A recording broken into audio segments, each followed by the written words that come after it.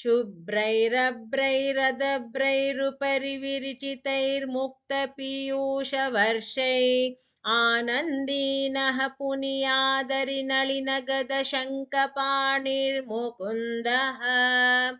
ನಿಧಾನಕ್ಕೆ ಕಲಿಯೋಣ ಈಗ ಈ ಶ್ಲೋಕನ.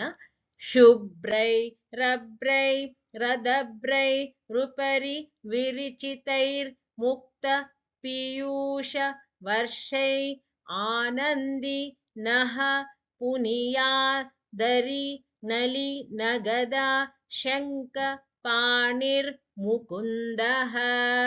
ಶುಭ್ರೈರಭ್ರೈರದಭ್ರೈರುಪರಿ ವಿರಿಚಿತೈರ್ಮುಕ್ತ ಪೀಯೂಷ ವರ್ಷೈ ಆನಂದಿ ನಃ ಪುನಿಯಾದರಿ ನಳಿ ನಗದ ಶಂಕಪಾಣಿರ್ ಮುಕುಂದಃ.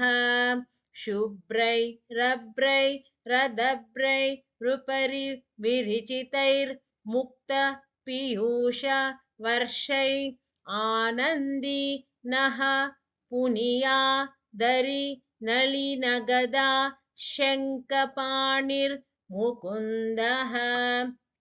ಶುಭ್ರೈರಭ್ರೈರದಭ್ರೈರುಪರಿ ವಿರಿಚಿತೈರ್ಮುಕ್ತ ಪೀಯೂಷ ವರ್ಷೈ ಆನಂದಿ ನಃ ಪುನಿಯಾದರಿ ನಳಿ ನಗದ ಶಂಕಪಾಣಿರ್ ಮುಕುಂದಃ.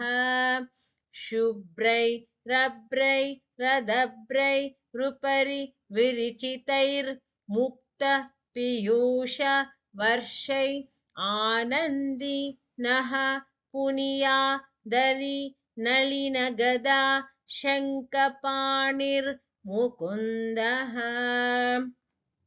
ಇದರ ಅರ್ಥ, ತನ್ನ ತಲೆಯ ಮೇಲಿರುವ ದಟ್ಟವಾದ ಬಿಳಿ ಮೋಡಗಳಿಂದ ಸುರಿಯುತ್ತಿರುವ ಅಮೃತ ಧಾರೆಗಳಿಂದ ತೃಪ್ತನಾಗಿ ಪರಮಾನಂದದಲ್ಲಿ ಮುಳುಗಿರುವವನು, ತನ್ನ 4 ಕೈಗಳಲ್ಲಿ ಸುದರ್ಶನ ಚಕ್ರ, ಪದ್ಮ, ಕೌಮೋದಕಿ ಗದೆ ಮತ್ತು ಪಾಂಚಜನ್ಯ ಶಂಖವನ್ನು ಧರಿಸಿರುವವನು ಆದ ಆ ಮುಕ್ತಿ ಪ್ರದಾತ ಮುಕುಂದ